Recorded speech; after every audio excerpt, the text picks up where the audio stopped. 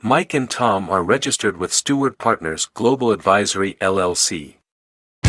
Common Sense Finance with Mike Wiginton and Tom Farrell of HL Wiginton Capital Management, an independent investment and financial planning firm in downtown Jasper.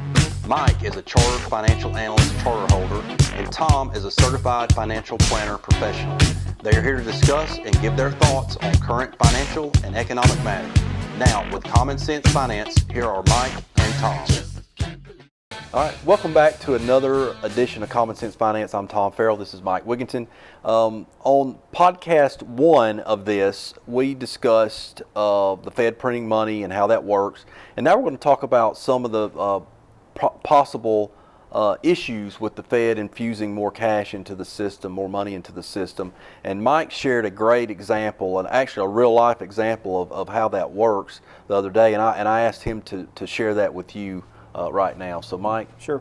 This is based on a true story, and this I'm repeating a story that one of the economics journals that I follow, just repeating it. It was put out there some number of years ago, and it's really about how changes in the money supply actually affect real live human beings, affect us all in a real way. So it's a story about a group of 20 and 30-year-olds that all had young children. Yeah. They knew each other. They were all looking for babysitting. They wanted to go out and needing babysitting services on a regular basis. So they decided, hey, we'll get together and we'll just babysit for each other. Whenever you want to go out, I'll babysit for you, and vice versa. And just one small point, but important point I'd point out about that is that if it's just two or three of us, right, we all police ourselves. Right. If you're not, if I'm doing all the babysitting and you're doing none, we can work that out amongst ourselves. But you get a group that forms and becomes very large at all, then you need some way to police that. And so what they determined is that they would issue a form of currency. They call it script, but basically it was just coupons that they could have cut out of a notebook paper. And one coupon entitled the holder to 1 hour of babysitting services. And that worked out real well to begin with. But folks were going out every time. And keep in mind that whenever I go out, it gives somebody else the opportunity to earn more coupons, and perhaps they want more coupons than me or you do because they want to go out for longer spells or what have you.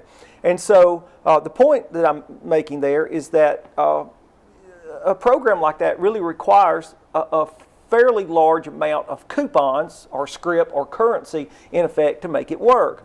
And so these folks found out in a short amount of time that some folks began to be reluctant to go out because they were hoarding their coupons. Right. Okay? And keep in mind that when they refuse to go out, that you're depriving me the opportunity to earn more coupons. And if I can't earn more coupons, then guess what? I all of a sudden become reluctant to go out. And that kind of thing feeds upon itself, and what they worked themselves into was a babysitting recession.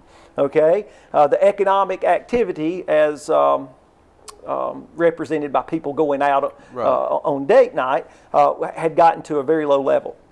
And so the economists in the group decided, hey, what we need to do is issue a bunch more currency. And so that's what they did. They went to the notebook, cut out the new coupons, issued a bunch more currency, and lo and behold, people were going out left and right. And when that happened, they're giving everybody else the opportunity to earn more coupons, and the more coupons they earned, the more they were willing to go out and spend money. And it was costing more for an hour of babysitting than it was when they started. Sure. Well, and they actually thought that worked out so well that they issued another round of new coupons.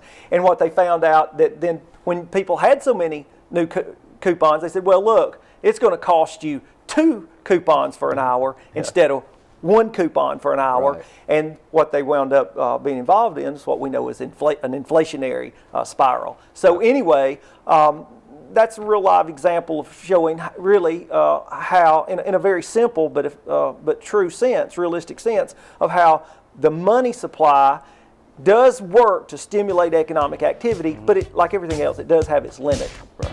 Well, that's a great example, and thanks for sharing that. So with that said, thanks for joining us. We'll see you next time. I just can't believe all the things people say. Can't you face it? And my black